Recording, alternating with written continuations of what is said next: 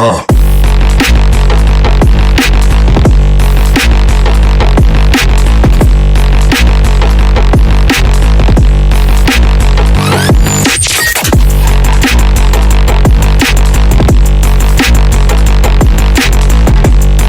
ngayon si Kawasaki Z500 Standard Edition at syempre si Special Edition. Dito ba tayo guys? So alam mo natin ito yung galing sa pinakaunang Z400 at binago ko na kanila yung itsura. At ayan, pinakamaganda binago nila is yung headlight. Mas lalong pumorma. Bukod sa yung katawan niya is nagbago na rin. Hindi ko kasad yung katawan ng Z400 pero alam ko binago na rin yung katawan. Yung itsura ng katawan niya. Then yung headlight talaga pinagbago. Tapos 500cc na nga siya, dating 400cc. Pero hindi siya saktong 500cc Alam ko, ano rin, all around off lang. 470 plus or 480 plus ata yun. So, yun, tumas na lang onte. And sa specs, walang pinagbago yun nga lang. Isa cc lang, then yung nagbago itsura. So, yun naman sa price, nagbago. So, yung presyo ito ngayon is 329,800 pesos. Ito si standard. At ito naman si edition is 355,600 pesos. So, yan. So, ito patok sa inyo, si standard edition. Ayan. All black siya. Ganda. Then, ito yung special edition guys, which is 55,600 pesos. So, bakit mas mataas siya? Kitang-kita natin. Kasi, yung kanyang chassis frame, ayan o. Yung frame niya mismo is naka powder coat na ng kulay Kawasaki Green na pang Z series. Ayan. Kasi yung ayan ang kulay ng Z series na green yan. Pag sports kasi ng Ninja, ayan ang kulay.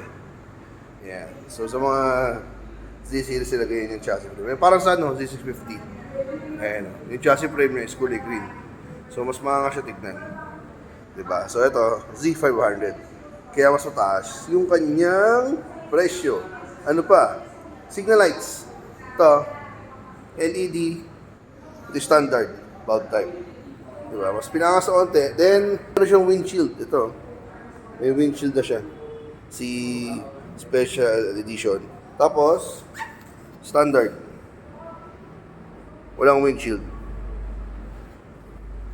Headlight, grabe talaga. Combination ng green at black. Ganda oh. Mas lalong umangas. Diba? Then sa decals naman dito, Z lang yung nasa harapan niya.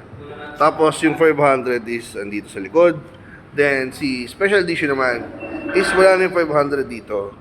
At ang kanyang Z500 na buo is andito sa shroud niya. Ayan, si Special Edition. Saka matte gray. Pareho sa Special Edition Ninja 500 na matte gray. Ganda nito oh. Matte black na pala to.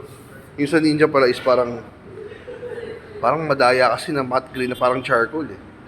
Depende sa ilaw. And wala ka lang problema kung matutumba ang motor mo dahil meron siyang slider. Si Special Edition lamang ha. Si Standard, wala. Si Special Edition, meron siyang Kawasaki tank pad. And ganda oh, di ba? Angas. Panel gauge, pinakaiba nila. Etong si Z500 Special Edition is TF display. While si Standard Z500 is LED pa rin. Ayan. Pero binago na. Ito nga pala guys, signal light ni Z500 Special Edition. LED.